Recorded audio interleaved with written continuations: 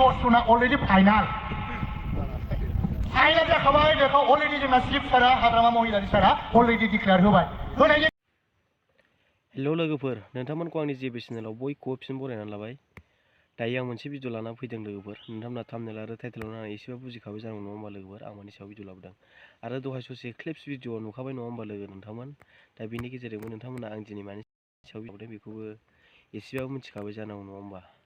दायो नोंथांमोना खोनानो मोन्दों नङा होमबा लोगोफोर, ससे दहाय क्लिप्स भिडिअनि गेजेरजोंहाय। दा नोंथांमोना बेखौनो फिन आरोबाव मोजां क्लियारै मिन्थिबावनो थाखाय नैबे ससे क्लिप्स भिडिअखौ फुल नायलांबानो जाबाय लोगो नोंथांमोन, आं मानि सायाव भिडिअ लाबोदों। आरो जोंहा दिनैहाय जोङो बुंनायखौ नुनो मोन्दों, दिनै जोंहा BPF पार्टिनिफ्राय जोंहा दिनैहाय 2025 बिटिसि इलेक्सननि थाखाय दिनैहाय 10 जन MCLA जोंहा फाइनाल जाखाबायनो लोगोफोर।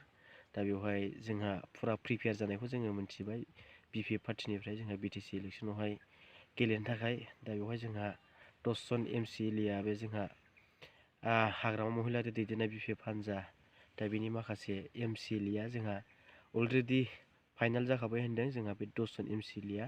दा बेवहाय नोंथांमोना क्लियारै खोनासंनानै लाबावबानो जाबाय नैबे आंनि भिडिअनि गेजेरजों मा बुंदों आरो मा कन्डिसनाव दिनैहाय 10 जन MCLA नि मुंखौहाय दिनैहाय फारि फारि फोरमायना होदों। दा नोंथांमोना बे भिडिअनि गेजेरजोंहाय नैबे फुल डिटेल्सखौ मिथिनानै लाबानो जाबाय।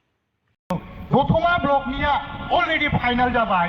फाइनाला ओरैबायदि जायफ्रा दासिम BPF नि MCLA जानानै दङ 10 जन, बे 10 जना सोर हाग्रामा महिलारि सारगावनो सासे, पद्मजरानि मुनमुन ब्रह्म सासे, सराइबिलनि मृत्युंजय नार्जारि सासे, दतमानि प्रकाश बसुमतारी सासे, बावखुंग्रिनि धनेश्वर गयारि सासे, सालाकाटि ब्लकनि देरहासार बसुमतारी सासे, निसिमा ब्लकनि जेम्स बसुमतारी सासे, काजलगाव समष्टिनि फानिराम बसुमतारी सासे आरो उदालगुरि धनसिरिनि सासे फैलाव मा मोनो प्रेस मुसाहारि, गासै 10 जना अलरेडी फाइनाल जाखाबाय बेखौ अलरेडी जोंना चिफ सारा हाग्रामा महिलारि सारा अलरेडी डिक्लेयार होबाय। होनायनि खारना मा? बेयो जाहैदों बिथांमोनहा देरहाखांनायनि उनाव जोंनि सरकारा फैयाखिसै। जोंनि सरकारा फैयैनि थाखाय बे 5 बोसोराव बिथांमोनहा खामानि मावनो जोंनि सुजुग सुबिदा होनांगौखौ मावनानै होनो हायाखिसै। मानोना गभर्नमेन्टआव गैया। नंखायनो जिहेतु एबार गभर्नमेन्टआव फैफिनखासिगोन, दा फैगासिनो थानाय बिटिसि इलेक्सनाव जोंनि BPF-आ हारसिङैनो गेलेनानै गभर्नमेन्ट दागोना बे खाथांखासै।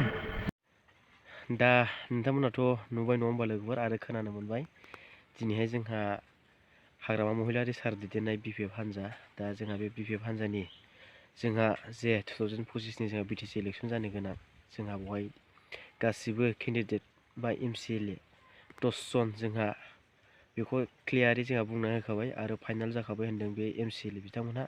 दा बेवहाय सोर होनोब्ला जोंहा फारि नाम दहाय खिन्थाना होखादों नङा होमबा लोगोफोर। दा बेवहाय सोर नोंथांमोना बुजिखाबाय बे भिडिअनि गेजेरजोंहाय।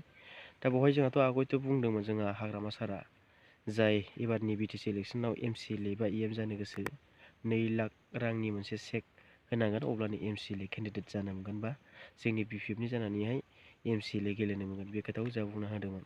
दा माखासेयाथ' जोंहा आगुनि देरहाखांखानाय जोंहा माखासे MCLA फोर दङ नङा होमबा। दा बेवहायथ' बे अलरेडि बे MCLA खा। दा जोंहा आरोबाव जोंहा जायफ्रा गोदान गेलेदों बेवहाय बिथांमोना सोरबा 2 लाख रां चेक होगोन नामाखौ जोंहा हाग्रामा सारनो बे साननो गोनां आरोखि ना लोगोफोर। दा जोंथ' मिथिनाया BPF नि प्रिपेयार जानानै दिनैहाय मुं फारिलाइ खिन्थानायखौहाय दिनै 10 जनाव फाइनाल जाखाबाय होन्दों। दा बेवहाय 2 लाख रां लाखोना माखो सासेयावहाय जोंहा BPF दोलोनि जाय एबार MCLA गेलेगोन, दा बे साननो गोनां आरोखि ना। दा गावाबो बुंनाय बादिबाथ' जोंहा दा जाय गेलेग्रा बेयो 2 लाख खरि रां होखाबाय जानांगौ। बेनिखायनो दा अलरेडि फाइनाल लिस्टखौहाय खिन्थानो हादों BPF ना नङा होमबा लोगोफोर। दा बेसेबां सैथो नोंथांमोना भिडिअनि गेजेरजों भिडिअखौ नायनानै माबायदि मोनखो कमेन्ट सेक्सनाव फोरमायबानो जाबाय। आरो बेसेबां सैथो जोंहा नैबे BPF नि जाय फारिलाइ MCLA मुं फारिलाइ खिन्थानाय नङा होमबा लोगोफोर। दा बिसोर साननो गोनां जोंहा 2 लाख खरि रां लानानै दिनै MCLA खौ नामफोरखौहाय फोरमायखाबाय जानांगौ दा भिडिअआ बेखिनियानो लोगोफोर नोंथांमोना भिडिअखौ नायना माबायदि कमेन्टखौ हरबानो जाबाय।